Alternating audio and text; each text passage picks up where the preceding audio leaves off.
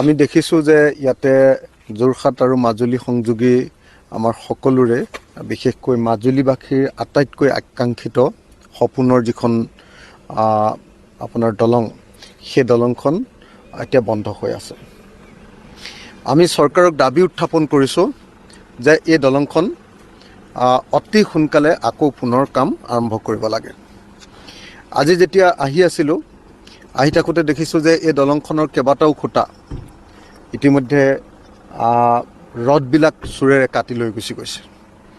কেইদিনমানৰ আগতে আজি কেইমাহমানৰ আগতে যোৰহাট লোকসভা নিৰ্বাচনৰ পাছতে, একমাহমানৰ পাছতে, যেতিয়া দিল্লীৰ পৰা আহি আছিলোঁ, দিল্লীৰ পৰা আহি থাকোঁতে এৰোপ্লেনত যেতিয়া একেলগতে এজন মোৰ মন্ত্ৰী বহিছিলে, আমি একেলগতে যেতিয়া বহিলোঁ, প্লেইনত তেওঁ ক'লে, মন্ত্ৰীজনে ক'লে, অসমৰ এজন জ্যেষ্ঠ মন্ত্ৰী, তেখেতে মোক ক'লে যে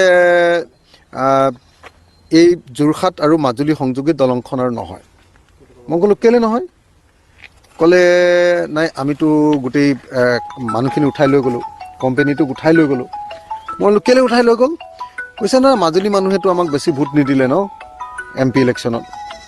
কৈছে যে যোৰহাটৰ মানুহেতো ভোট নিদিলেই, আমাক হৰুৱালে, আৰু মাজুলী মানুহে আমাক বেছি ভোট নিদিলে, গতিকে কিয় দলং দিম?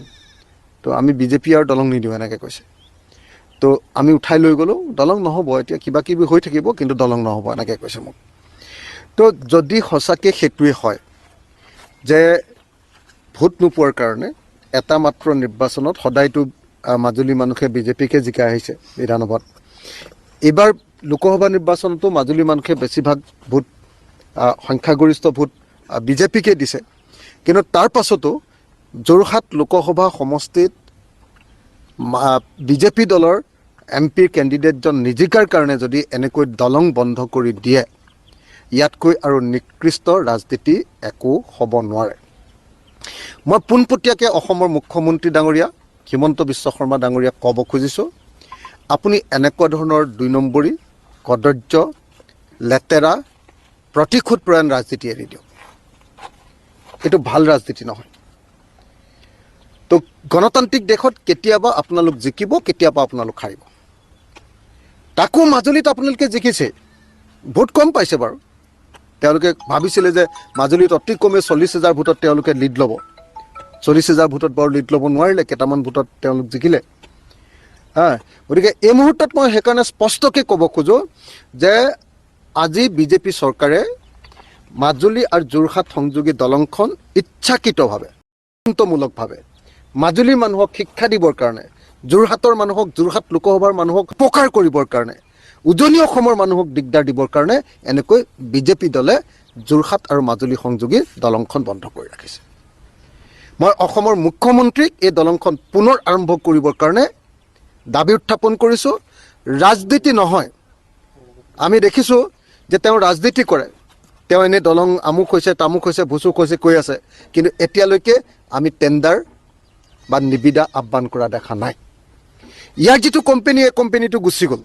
আমি আগতে জানিছিলোঁ যে এখন দলং নহ'বগৈ, কাৰণ যিটো পইচা দিছিলে সেই পইচাটো এই গোটেই দলংখন নিৰ্মাণৰ কাৰণে যথেষ্ট নহয়। যি সময়ত আপোনালোকে নিজে দেখিছে যে মুখ্যমন্ত্ৰী হিমন্ত বিশ্ব শৰ্মাই নিজৰ সমষ্টিৰ কাৰণে ফেঞ্চি বজাৰৰ পৰা, ভৰলুমুখৰ পৰা তেওঁলোকৰ উত্তৰ গুৱাহাটীলৈ যেতিয়া দলংখন বনাইছে, তাত 2200 কোটি টকা দিছে, আৰু আমাৰ এই দলংখনৰ কাৰণে অকল 900 কোটি টকা দিছে। আপোনালোকে নিশ্চয় এইটো কথা জানে যে মাজুলী আৰু যোৰহাটৰ মাজৰ এই ব্ৰহ্মপুত্ৰৰ দূৰত্ব বহুত বেছি, কিন্তু গুৱাহাটীত ব্ৰহ্মপুত্ৰৰ দূৰত্ব 1 কিলোমিটাৰ, খুব বেছি 1.5 কিলোমিটাৰ দলংখন বনাব লাগিব গুৱাহাটীত, ইয়াত কিন্তু বনাব লাগিব 6-7 কিলোমিটাৰ।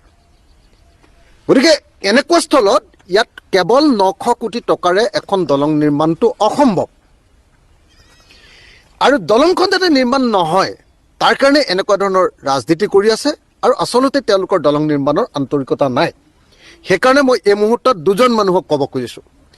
1 নম্বৰ মানুহজন হ'ল হিমন্ত বিশ্ব শৰ্মা, যি কুটিল ৰাজনীতি কৰি এই দলংখন নিৰ্মাণৰ কাম আধৰুৱাকৈ বন্ধ কৰি দিছে, আৰু 2য় মানুহজন হ'ল সৰ্বানন্দ সোণোৱাল ডাঙৰীয়া, যাক 2বাৰকৈ মাজুলীৰ মানুহে জয়ী কৰিছে, তেখেতক মুখ্যমন্ত্ৰী পাতিছে মাজুলী মানুহে, গতিকে মই সৰ্বানন্দ সোণোৱাল ডাঙৰীয়াকো আহ্বান জনাইছোঁ যে আপুনিও কেন্দ্ৰত থাকোঁতে, আপুনি দিল্লীত থাকোঁতে ইমিডিয়েটলি এই দলংখন নিৰ্মাণৰ কাৰণে ব্যৱস্থা গ্ৰহণ কৰিব লাগে। আপুনি গাডকাৰী ডাঙৰীয়াৰ লগত, কেন্দ্ৰীয় চৰকাৰৰ লগত আলোচনা কৰি অতি সোনকালে এই দলংখন নিৰ্মাণৰ কাৰণে টেণ্ডাৰিঙৰ ব্যৱস্থা কৰিব লাগে আৰু অতি সোনকালে কাম আৰম্ভ কৰাৰ ব্যৱস্থা কৰিব লাগে। মই মুখ্যমন্ত্ৰী হিমন্ত বিশ্ব শৰ্মা আৰু প্ৰাক্তন মুখ্যমন্ত্ৰী সৰ্বানন্দ সোণোৱাল দুইজনকে এই দাবী উত্থাপন কৰোঁ।